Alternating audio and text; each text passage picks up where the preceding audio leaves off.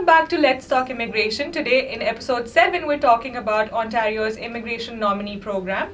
We have Sandeep Singh from Brampton Immigration Consultancy with us. Today specifically we'll be talking about the foreign workers stream. So Sandeep, can you tell us about the process and how we need to start applying for the process? Firstly, thank you so much for having me here.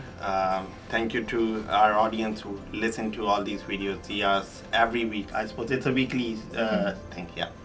So, Ontario PNP. Last week we had a conversation on Ontario PNP International Student Stream, which is one of the most famous program in Ontario, and it helps international students to get permanent residency easily.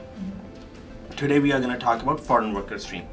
And at the end, I think we should differentiate what is difference between foreign worker stream and international student stream, because a few of the requirements resemble a lot with each other.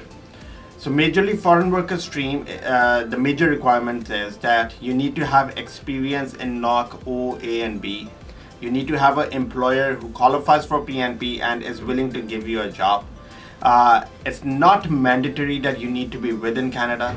You need to have experience in the same NOC that you are applying for under PNP. So these are a few basic requirements. So that means someone who is outside Canada can also qualify under foreign worker stream. Someone who is within Canada and has gained Canadian experience or has at least 2 years of experience in the same NOC can also qualify under foreign worker stream.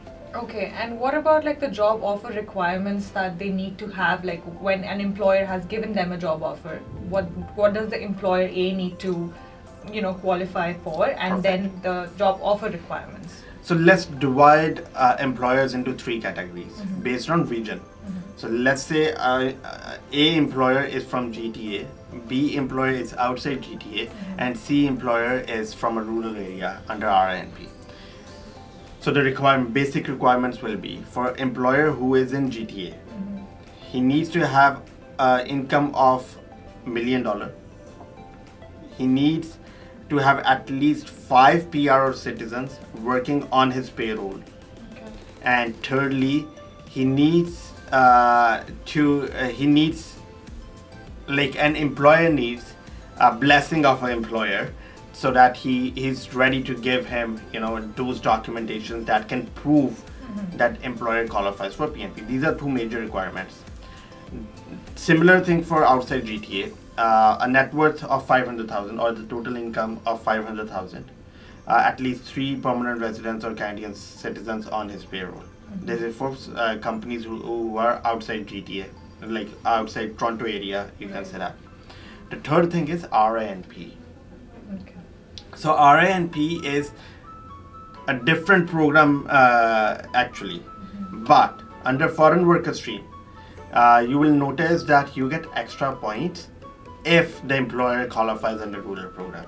Okay. So if the employer is from a rural area, he just needs a net worth of 500,000, 3 PR or Canadian citizens working under him, and the best thing is you get extra points under rural.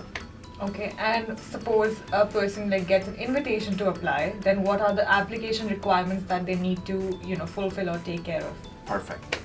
So how do you reach this ITA, invitation to apply stage? So Ontario PNP, what happens is, let's say I'm an applicant. I'm gonna put an expression of interest in the pool. The PNP people would pull out the draws and then offer me an ITA. Okay. So when they're offering me an ITA, before that, when I applied for expression of interest, I have said a lot of things. I have said that I am a master degree holder, or my age is so and so. I have an employer who's willing to give me a job offer, and that employer qualifies for PNP. So whatever I have said during my expression of interest, now is the time to prove it. Okay. So each documentation, all the documentations that I have said under the expression of interest, my age, my education, my language, my employer requirements, all those stuff needs to be proven at this stage. Okay, then what are the factors that might impact their applications? Like what could move their application to a refusal or an acceptance? Let's say the employer tells you that he qualifies for PNP, and he's unable to prove that. The case is gone. Nothing can be done. Okay. Secondly, let's say you apply under foreign worker stream. You have an experience as a supervisor in India. You are applying for a NOC that is admin assistant. You don't qualify. Okay. You need to have same NOC experiences. So these are few small things that someone needs to take care of when they're applying under foreign worker stream. Although this is a really good program. We had people from India. Recently, in the last draw, we had someone from Rajasthan, Ganganagar. The lady got picked up under this Ontario PNP, foreign worker stream. So it's a really good program for those who are outside Canada too, because it gives them an opportunity, because as we know, FSW, CEC draws are not happening. Yeah. So, and even if you are above 29 years of age, your age points, 5 points, you'll start losing 5 points every year under FSW. So some people who don't qualify under FSW or CEC, this is a good program. The only thing that someone needs to work on is to find an employer who qualifies under PNP. Right, and like finally, you said that you would like to differentiate between the international student stream and the foreign worker stream. So can you please do that? Let's do that. So under international student stream, what's the major requirement? Firstly, the student needs to have a Canadian education. In foreign worker stream, that's not required. Secondly, you need to apply for international student stream within 2 years of completing your Canadian education, right? So that means no experience is required. And in foreign worker stream, at least 2 years of experience is required. Someone who applied under international student stream doesn't get picked up in the profile for 2 years, doesn't qualify for international student stream, but that same person can qualify under foreign worker stream. So these are major different